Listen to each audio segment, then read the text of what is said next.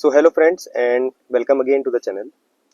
सो आज का जो टॉपिक है हमारा वो E20 फ्यूल के ऊपर है। तो करंटली जो मैं बैठा हूँ अपनी कार निसान मैग्नाइट के अंदर बैठा हूँ, जो कि 2021 का वेरिएंट है। 2021 नवंबर में मैंने ये गाड़ी परचेज की थी। तो आजकल का सबसे हॉट टॉपिक यही है, E20 फ्यूल क्या ये हमारी कार के लिए हार्मफुल है या कोई हार्मफुल इफेक्ट इस पे होता है या नहीं होता है। बहुत सारे लोगों का, स्पेशली हमारे निसान के जो जितने भी ऑनलाइन फोरम्स हैं, फेसबुक के हैं और व्हाट्सएप के ग्रुप्स हैं, उन पे आजकल यही हॉट टॉपिक चल रहा है कि क्या हमारी गाड़ी जो है E20 फ्यूल के कंप्लाइंट है या नहीं है। तो इसका मोटा मोटा जानने के लिए आप कैसे पता कर सकते हैं? सबसे पहले तो आप अपनी मैनुअल खोल के देख सकते हैं और अपनी जो है जो फ्यूल टैंक की लीड है उसके ऊपर स्टिकर देख सकते हैं, उसके ऊपर E20 कंप्लाइंट का स्टिकर है कि नहीं है। बाकी जो और एक चीज़ मैं आपको बता देता हूँ कि जो निसान इंडिया है उसकी ऑफिशियल स्टेटमेंट है, ट्विटर के ऊपर आई है, उन्होंने कमेंट किया है। उन्होंने एक ट्विटर की पोस्ट भी करी है, उन्होंने यूजर्स के ऊपर के क्वेश्चंस के ऊपर कमेंट भी किया है कि जो निसान मैग्नाइट जो है इसका जो टर्बो इंजन है, जो कि 1 लीटर टर्बो इंजन है, वो जो है अगस्त 2024 से E20 कंप्लाइंट है। और जो नॉन टर्बो इंजन है वो फरवरी 2025 से E20 कंप्लाइंट है। मतलब कि इससे पहले की जो गाड़ियां हैं वो सिर्फ E20 कंप्लाइंट ही है। लेकिन यहाँ पे एक कैच आ जाता है। अब क्या होता है कि मैं एज अ यूज़र मैं आपको अपना एक्सपीरियंस बताऊंगा। मैं कोई इन्फ्लुएंसर नहीं हूँ, मैं किसी चीज़ को प्रमोट नहीं कर रहा हूँ। मेरे पास गाड़ी है, मोटरसाइकिल है, स्कूटर है। मैं E20 फ्यूल पे मैंने क्या फेस किया है ये सब चीज़ें मैं आपको बताऊंगा। जो कैच है, जो मैं क्या बता रहा हूँ, जितनी भी हमारी मॉडर्न डे कार्स हैं, स्पेशली हमारे जो BS6 कार्स हैं, उन पे इतना इफेक्ट नहीं पड़ता क्योंकि इनके जो ऑक्सीजन सेंसर हैं बहुत ज़्यादा स्मार्ट हैं। और जो इसका जो ECU है वो भी काफ़ी स्मार्ट है, वो फ्यूलिंग को एडजस्ट कर देता है। लेकिन फिर भी E20 फ्यूल का जो सबसे बड़ा नुकसान हमें हो रहा है वो है फ्यूल इकोनॉमी का ड्रॉप। मेरी पर्सनली जो इस कार के अंदर जो मैंने फेस किया है सिटी के अंदर, जहाँ पे मेरे को ये ट्रैफिक डिफरेंट ट्रैफिक कंडीशन पे 10 से 14-15 तक की फ्यूल इकोनॉमी देती थी, वहाँ मैंने देखा है 1 से 1.5 किलोमीटर पर लीटर का ड्रॉप आया है इसके अंदर। और जो 1 से 1.5 किलोमीटर का इसमें ड्रॉप आया है, हाईवे की जो फ्यूल इफिशियंसी उसमें भी सेम 1 किलोमीटर तक का ड्रॉप आया है। अब ऐसा क्यों होता है कि जो हमारा जो इथेनॉल होता है उसकी जो पावर डेंसिटी होती है ना, एनर्जी डेंसिटी होती है, वो पेट्रोल से कम होती है, लो होती है। तो इसलिए जब हम इथेनॉल को ब्लेंड कर देते हैं पेट्रोल के अंदर, तो उसमें जो हमारी गाड़ी का जो इंजन होता है उसको सेम अमाउंट ऑफ एनर्जी को प्रोड्यूस करने के लिए ज़्यादा फ्यूल बर्न करना पड़ता है। इसलिए जो है फ्यूल एफिशिएंसी हमारी ड्रॉप होती है। लेकिन इथेनॉल का जो बेनिफिट होता है, सिर्फ एक ही बेनिफिट है उसका कि उसका जो ऑक्टेन रेटिंग है, ऑक्टेन नंबर जो होता है, बेस ऑक्टेन, वो पेट्रोल से ज़्यादा होता है। इसलिए जो अब हमारा जो पेट्रोल का, जैसे हमारा स्टैंडर्ड पेट्रोल था पहले, वो रॉन 91 कहलाता था, जिसकी 91 रेटिंग इसकी बेस रेटिंग हुआ करती थी। वो अब बूस्ट होकर के आप मान सकते हैं कि बेस हमारी जो आज की करंटली जो पेट्रोल की जो इथेनॉल E20 फ्यूल की बेस रेटिंग है वो अराउंड 95 तक बूस्ट हो चुकी है। तो जो लोग पहले स्पेशली जाकर के XP95 डलवाते थे या 95 रेटिंग वाला फ्यूल डलवाते थे, वो डलवाने की अब जरूरत नहीं है। तो अगर XP95 अब आजकल तो कई जगह मिलना भी बंद हो गया है, तो XP95 अगर आप लेते हैं, जिसको कोई लोग बीच में कह रहे थे कि उसके अंदर इथेनॉल नहीं है, लेकिन वहां पे भी इथेनॉल प्रेजेंट है। फ्यूल कंपनीज ने RTI के का जवाब देते हुए ये माना है तो कि इसके अंदर भी इथेनॉल मिक्स है, लगभग 10 से 15%, कहीं कहीं 20%, 20% इथेनॉल उसके अंदर भी मिक्स है। 20% ही लेके चलिए। जिस फ्यूल के अंदर भी इथेनॉल मिक्स नहीं है वो कौन सा है? वो रॉन 100 है, जिसको हम बोलते हैं पावर 100 या फिर XP100, जो कि बहुत मुश्किल से मिलता है। और आई थिंक उसका प्राइस भी है अराउंड 160 रुपीज पर लीटर के अराउंड है।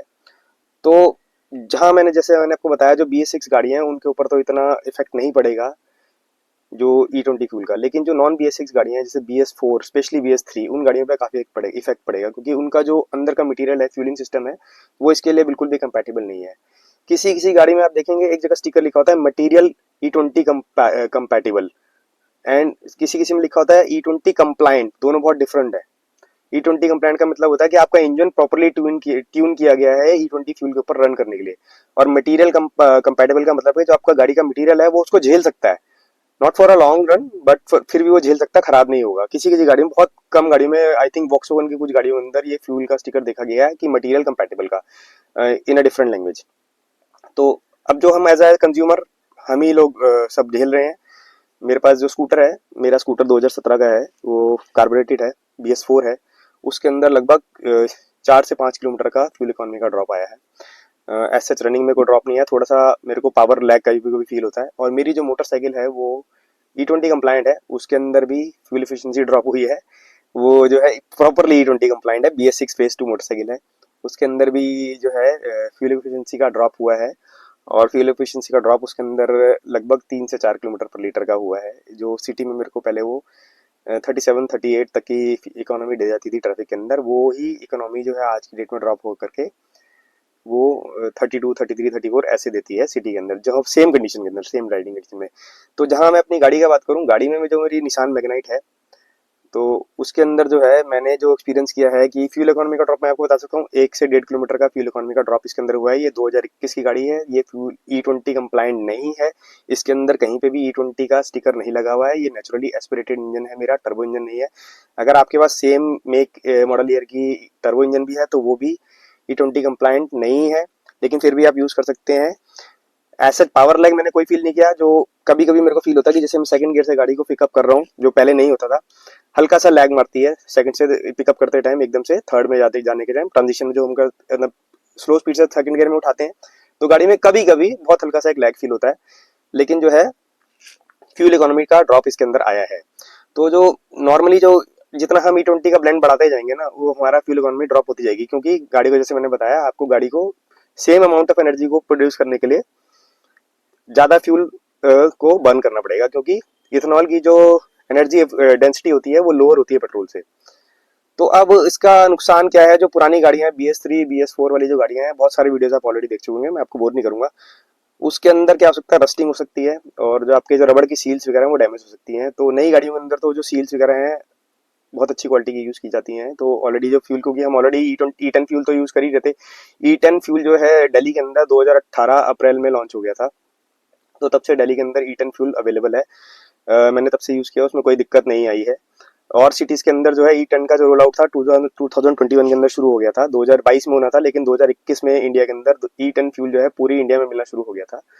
तो जो E20 जो फ्यूल था वो गवर्नमेंट ने पहले हमारे को दे दिया है 2025 2026 में उसको होना था, 2025 में उसको हमें जबरदस्ती चिपका दिया है। अब हमारे पास ऑप्शन कुछ नहीं है, क्योंकि हम सिर्फ E20 ही फ्यूल के भरोसे हम जी रहे हैं। अगर गवर्नमेंट के ऊपर ही सब डिपेंड करता है, कि मैं तो चाहता हूँ कि वो हमें एक ऑप्शन दे कि हम नॉन E20 फ्यूल भी परचेज कर सकें और अपनी गाड़ियों में डाल सकें। तो सबसे बड़ा नुकसान उनको होगा जिनके पास BS3 गाड़ियां हैं। BS4 जो जो फ्यूल इंजेक्शन वाली गाड़ियां हैं, उनके पास थोड़ा कम नुकसान होगा, क्योंकि जो ECU होता है ना, वो फ्यूलिंग को थोड़ा बहुत एडजस्ट कर सकता है। लेकिन कुछ कुछ मैन्युफैक्चरर्स हैं, जैसे बजाज ने रिकमेंड किया है कि बजाज बोलता है कि आप आपकी मोटरसाइकिल, जो टू व्हीलर बजाज बजाज बनाता है, ऑब्वियसली कार तो बनाता नहीं है, उसने रिकमेंड किया है कि अगर आप E20 फ्यूल यूज कर रहे हैं गाड़ियों में, कोई नुकसान नहीं होगा, बस उसके साथ फ्यूल एडिटिव डाल दीजिए, फ्यूल क्लीनर्स बोलते हैं उनको। तो मेरे को खुद को तो खैर भरोसा नहीं है फ्यूल एडिटिव्स पे, मैंने कभी यूज नहीं करे हैं, आगे मैं कभी करके देखूंगा। अगर आप यूज कर रहे हैं फ्यूल एडिटिव्स, तो आप अपना एक्सपीरियंस नीचे कमेंट्स में जरूर शेयर कीजिए, और आपकी गाड़ी पे क्या इफेक्ट हुआ E20 फ्यूल का वो भी आप नीचे कमेंट्स में जरूर शेयर कीजिए।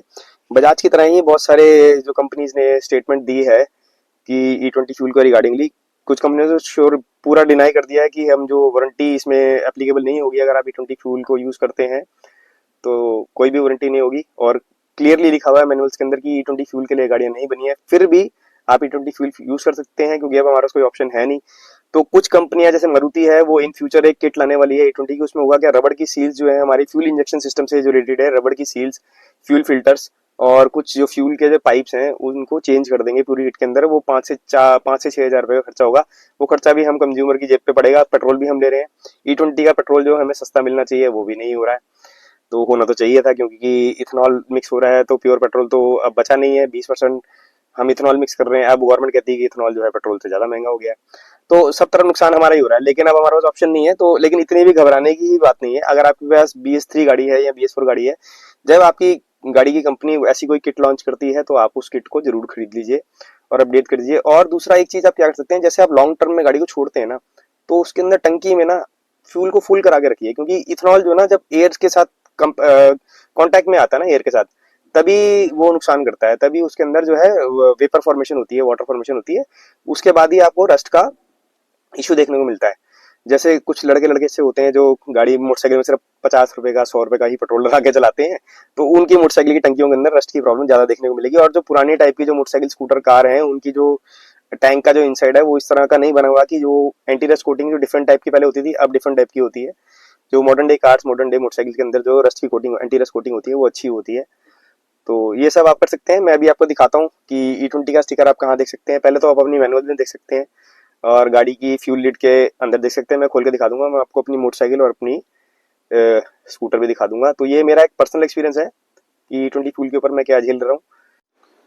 तो ये है जी मेरी कार। तो ये है जी मेरी कार निसान मैग्नाइट 2021 का वेरिएंट है। आप पहले भी कई कुछ वीडियोस में इसको देख सकेंगे। तो ये मैंने फ्यूल लिड खोल ली है।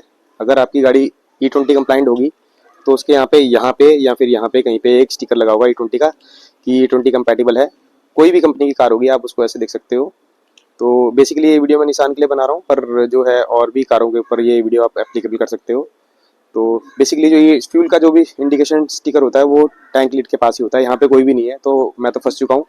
मेरी तरह आप भी फंस चुके हो अगर आपके पास इस तरह की गाड़ी है।